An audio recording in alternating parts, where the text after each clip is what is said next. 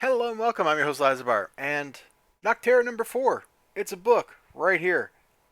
Got that Tony Daniels art, Scott Snyder writing. Um, it's pretty good.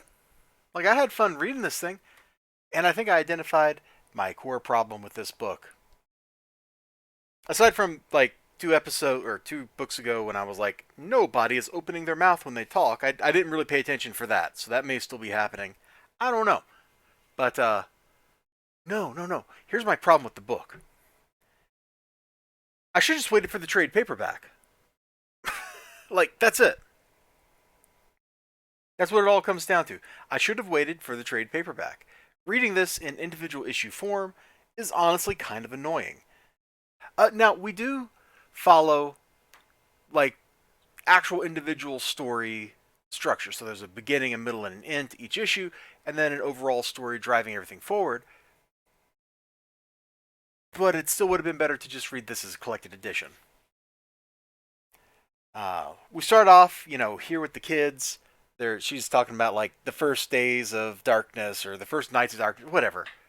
And all this stuff it's tense, it's okay, and it's kind of like the narrative framing structure. She keeps returning to this story, explaining her brother, herself, their relationships with each other, that kind of stuff. And honestly, it's kind of unnecessary. It really is. Because we know what has to have happened. They had to have survived, and they had to have killed their parents. Or somebody killed their parents. Like, there's no other way that story could go that would make sense. It's not like their parents are getting out of there alive, you know? If they did, she wouldn't be flashbacking about it. So it's important to understand her character, except we already know what happened. We don't need to be told these things. We don't need to be shown these things. They happened. We know. Oh, this is a pretty good page here. They find Tipton, that town that got wrecked, and there's the gate. Like, I really enjoyed this page. I don't know, something about it just caught my eye. It was striking. Maybe it's the use of color and light on it. I'm not sure. But they get into Tipton and they go looking around. There's a critter. Where's it at? Yeah, here it is. Here, check this thing out. Is that awesome? I think it's pretty awesome. All through this book, we keep seeing these awesome looking monsters. Like, no lie, there's just a lot of awesome looking monsters in this book.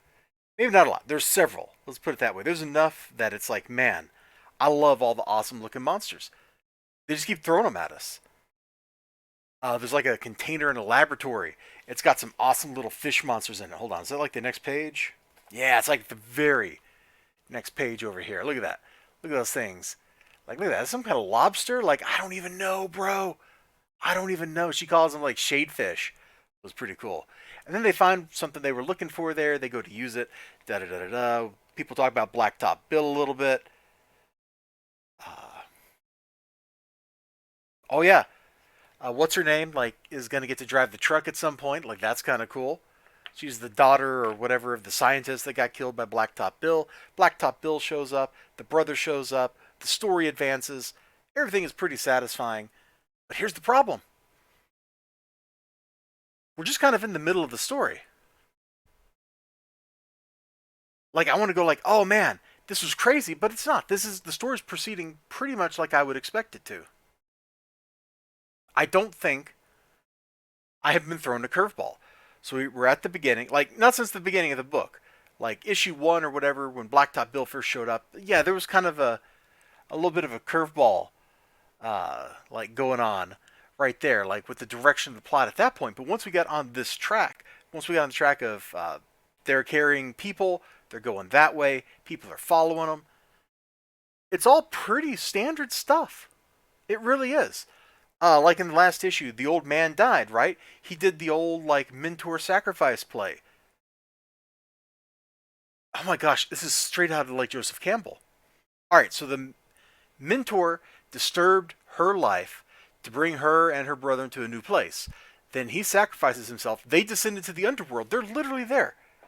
Let me like let me find like the best place here to kind of demonstrate that. Like, look, they're in the underworld. It's right there. They're in the land of darkness. They literally are following the hero's journey from Campbell. There's not a major surprise in this. Now, maybe the next issue will surprise me, or the one after that. I don't know how many issues this series has. Maybe they throw me a curveball. But so far, we're just taking off the check boxes of the hero's journey. And that's kind of a bummer. I should have just waited for the trade paperback, and then I could have experienced the whole thing all at once. Boom. And maybe I wouldn't have figured this out halfway through the series. Maybe I wouldn't have figured it out till I was done reading it, and then I could have appreciated it better. Alright, that's how I feel about Nocterra number 4. Really like the art. There's some interesting stuff in the world building and the story, and I like that. But it's not very surprising, not at all.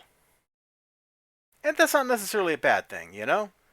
So anyway, you all take care of yourselves. You have a great day.